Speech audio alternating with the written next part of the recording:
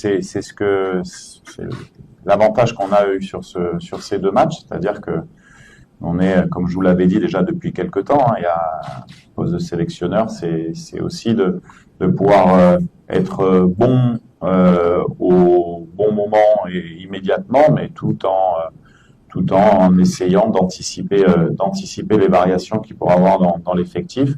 C'est du travail que Mouko fasse la première sélection avec la République du Congo, que Mboukou aussi. C'est un travail de long de toute l'équipe, pas simplement du coach. Et voilà, donc après, on sait où on a nos axes d'amélioration, mais on l'a toujours dit. Je pense que sur la deuxième mi-temps de la Guinée, on a maîtrisé cette deuxième mi-temps. Voilà, après, on a pris un but, on l'a maîtrisé, mais sans forcément avoir cette capacité à switcher certaines animations offensives. Donc ça, c'est un axe de progression, ça se fait pas du jour au lendemain.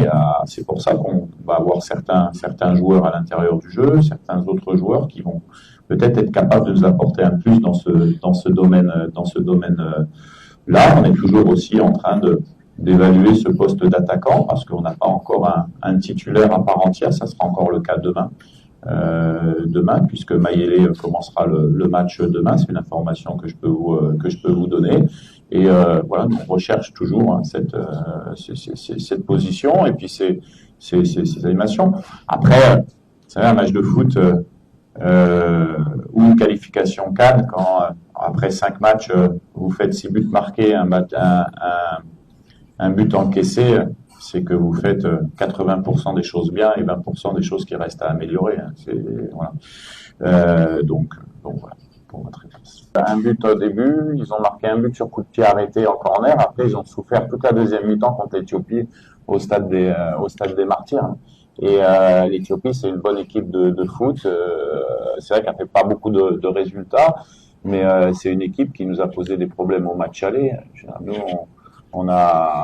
j'ai pas vu de score très très ample sur ces qualifications. Maintenant, on doit être capable à domicile de continuer notre bonne série à domicile parce que on a déjà dans la tête nos qualifs de Coupe du Monde du mois de mars où on va recevoir le Soudan du Sud avant d'aller en Mauritanie et donc nous on veut garder voilà cette logique à domicile. Après, on jouerait ce match uniquement dans cette optique-là. On ne ferait pas de test demain, on n'aurait pas de variété de notre effectif. Donc l'inconnu demain, ça sera de voir collectivement comment on va se comporter avec autant de changements et puis individuellement aussi de voir si certains joueurs vont avoir la capacité de rester dans ce groupe pour le mois de mars. Je vous rappelle que hormis les 25 joueurs qui sont présents actuellement, nous avons quand même des absents sur blessure, comme Wissa, comme Touazembe, comme Kaputa, d'autres joueurs qui sont susceptibles d'être là au mois de mars. Donc c'est pour ça que je disais, les joueurs qui auront la chance de débuter demain, ils savent l'enjeu pour eux. Donc on peut s'attendre à ce qu'ils aient une ultra motivation qui nous porte vers la victoire. Bon, on connaît nos joueurs maintenant, ça fait un petit moment maintenant de découvrir effectivement des jeunes joueurs. C'est ça qui est intéressant sur ces qualifications-là, parce qu'il y a ce qui monte sur le terrain, mais il y a la vie de groupe aussi. Vous savez que j'accorde beaucoup de valeur à la discipline et à l'amour du maillot, et que même si on est un très bon joueur, quelquefois on cadre pas avec ce que peut représenter une sélection nationale. Donc non, ça sur ce point-là. Et puis après, nous on est des professionnels. Ce qui nous intéresse, c'est d'avoir un objectif devant nous. Est-ce qu'on l'a atteint ou est-ce qu'on l'a pas atteint?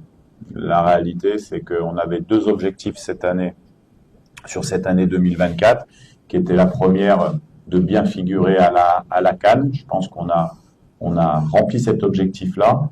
Et le deuxième était de se qualifier pour une autre CAN. Et on l'a atteint. Et c'est pas des choses simples. On peut regarder le Ghana qui a été éliminé, par exemple, certaines équipes qui sont encore sous tension sur le dernier match. Donc on est content de cette année 2024 et bien sûr que ça serait l'idéal de bien la finir demain, mais quoi qu'il se passe, on aura fait l'année qu'on voulait faire.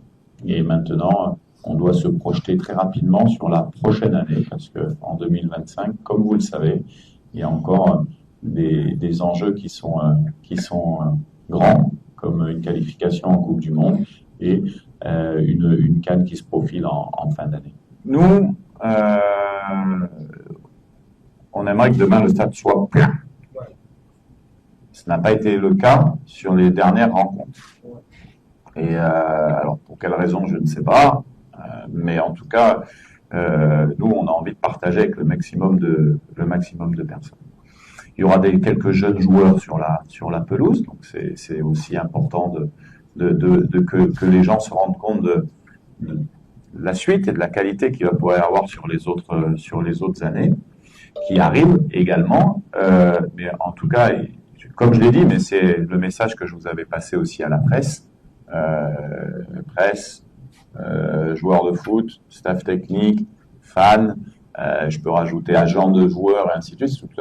Voilà, on fait partie de ça. Donc, oui, nous, on a envie de célébrer, mais avec vous, avec nos supporters et avec tout le monde. Donc, j'espère qu'il y aura beaucoup de monde demain pour que on puisse transporter encore les émotions et surtout clôturer une année où je pense sincèrement que même si nous on est des fois un petit peu dans notre bulle parce qu'on prépare les matchs, je pense qu'on a fait passer de bons moments aux fans congolais, de bons moments au Congo et voilà, la continuité et de se dire, nous on est très très fiers de représenter le Congo et ce qui nous importe c'est que nos fans soient très très fiers de leur équipe nationale et d'être congolais.